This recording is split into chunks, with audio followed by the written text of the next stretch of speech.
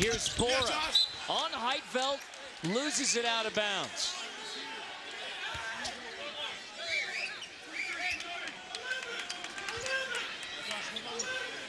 Sean Green will inbound. All right, got it. This is Tilly. Falls down and flips it back out to Durcha. So under 5, Gonzaga's found a defensive zone here that works against Utah. Bora walks. Not attacking the zone, Carter. Having trouble with the zone.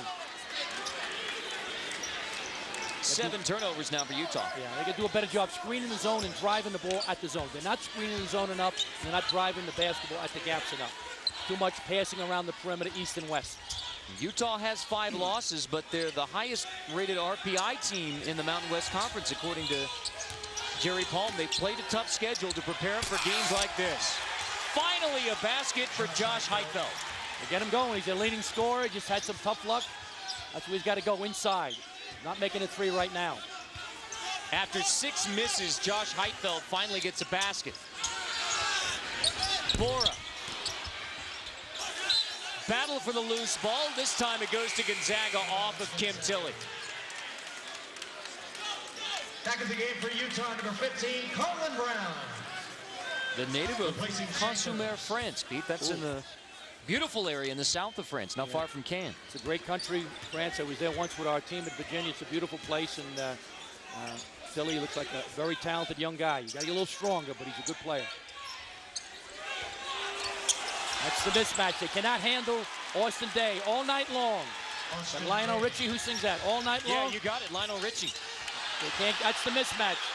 If I'm Gonzaga, I'm going into Austin Day every time.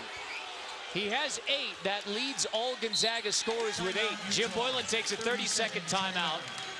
He sees his team maybe losing a little bit of composure. Durcha there was upset that he thought Pargo fouled him, didn't get the call. So a 30-second timeout called by Jim Boylan. Now, if you're Jim Boylan, you have a 12-point lead, and yet this Gonzaga zone is so frustrated, they've whittled it down to a 3-point game. Right, they're not attacking the zone really well, Carter. They got to do a better job. The zone is matching up against them. So they got to do a better job driving the ball against the zone and screening the zone. They're not doing that right now.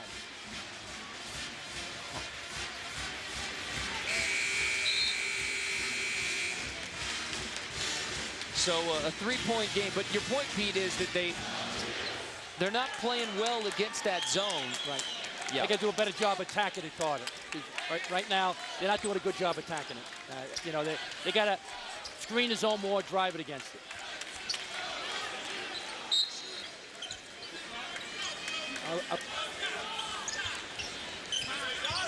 Okay, I'm sorry. Durcha loses it. Pargo brings it back. A chance for Gonzaga to tie or cut it to 1. 2 players go for the alley-oop from Pargo. So Utah brings it back, and then they turn it over. This should be much easier. Yeah. 1-point game. Yeah. Once again, Gonzaga's got to do a better job. Take care of the ball. They want to get in the cross-country meet. Run when you can. But once again, they're sitting in the zone until they do a better job attacking it. They got to screen the zone more. They're not getting penetration. Everything is east and west. Durcha triple, won't go. Second chance as Brown flies in for the rebound. Gonzaga not getting defensive rebounds, which has been a bugaboo. Exactly. Durcha to Tilly is blocked by Heitfeld. Fans didn't like that. Durcha down the baseline on Day, skip it across to Green. Utah back in command. The lead goes back to 4 now. They're not going to win just with bombs, Carter. You know, they got to get more penetration. Out of bounds. Utah basketball. Gonzaga throws it away. The Utah lead is 4. They've withstood the test from Gonzaga to hang on to the 4-point lead. Nice break here. Here we go to kick it ahead. Pargo kicks it ahead to Heitfeld, and the big fella send it in.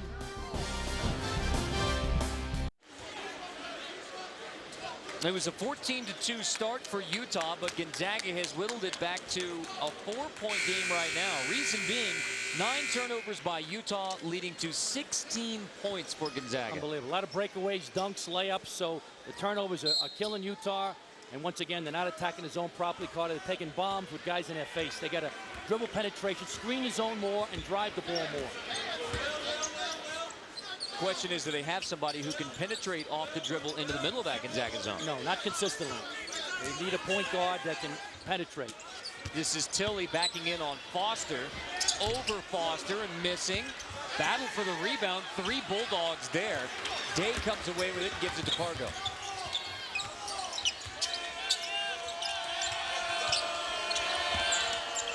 Micah Downs feeding Stephen Gray. Backing in on the post. Bora strips it. Day comes away with it. Missing the 3. And now Utah on the run. No chance for Gonzaga to set up into the zone. Kepke misses the 3 anyway. Pargo goes 1-on-4 and draws the foul. One-man fast break. Green commits the foul, his second. Pargo's a Terminator on the break. Here we go. Nice drive here by Pargo. Goes into the basket. Gets fouled. 2 free throws by Jeremy Pargo. He's like a runaway freight train. He's 220 pounds, Card. He's like a fullback or a halfback, right, for Utah in football. They use him against Alabama on Friday night. Coming up, AT&T at the half. Seth Davis presents his 5 wishes for college basketball in 2009. Let's chat with Utah coach Jim Boylan. He sat down with Coach Boylan earlier today. We'll listen in on AT&T at the half. Jim's a class guy. Middle of his second year. He's doing a real good job. He's still got a way to go. Got to recruit a few more players, a few more guards and wing guys that can penetrate. But he's outstanding defensive coach and a lot of experience in the NBA, Carter, as you know, and he'll do a fine job here at Utah. Bora tries to penetrate into the zone. Kepke takes it down the baseline. Skip it back to Bora. Tries the 3 over Gray. Lucky bounce. The rim was kind on that one. We'll take that. Borja shot 4 for 7 last game against UC Irvine on the road from 3-point land, so he can knock him down. He got a good break on that roll. He has 8 points to lead all Utah scorers. Gray is fouled on the way to the hoop. If it's on Kepke, that's his 3rd. Charge to number 11, Lawrence Bora. And it's his first personal foul. It is on Bora, and that's a break for Utah. The foul's on Lawrence Bora, just his first. But a double bonus situation, so that sends Stephen Gray to the line.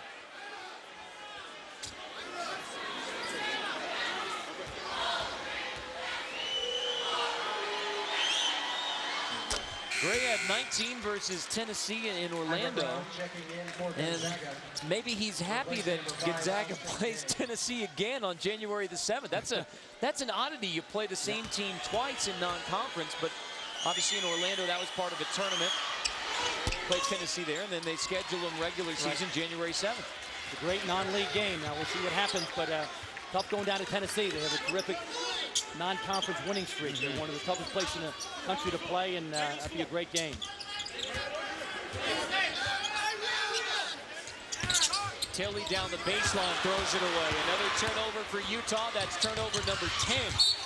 Pargo can't finish on the fast break this time, but Gonzaga keeps it.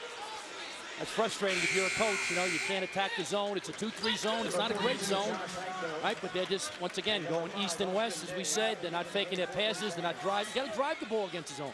Make a couple of passes and drive at the gap. You're not doing that. Gonzaga's down by 4 right now, but would you rather be Gonzaga than Utah? Right now, I would be, Carter, because they got the momentum, they got the confidence, and they have, you know, more talent than Utah. Utah's got some good players, but Gonzaga's got some outstanding players. So I'd rather be Gonzaga, you know, even though they'll be behind at the half, probably by a couple. Gray brings it out. Mark Few still trying to get his guys set for the last shot. Now he's telling Gray, go, go. The screen high from Day. Gray down the baseline, 3 seconds. Misses, rebound, doesn't matter. Zeros on the clock. It's a 4-point lead for Utah on Gonzaga at the half.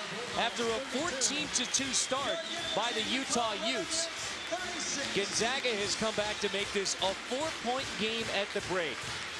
Utah 36, 16th ranked Gonzaga 32. And we're joined now by Gonzaga head coach Mark Few. Coach, a 14-2 start for Utah. What was the difference in getting your team back in this game? Well, we started getting back on defense. Their transition was really hurting us early.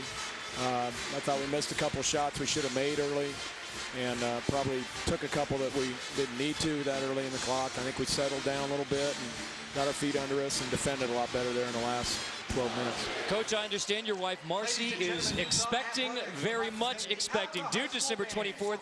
Can you give us a few baby update? Well, I stayed as long as I could. She just doesn't need to have it in the next 4 hours, and I'll be home soon. Coach, thanks for the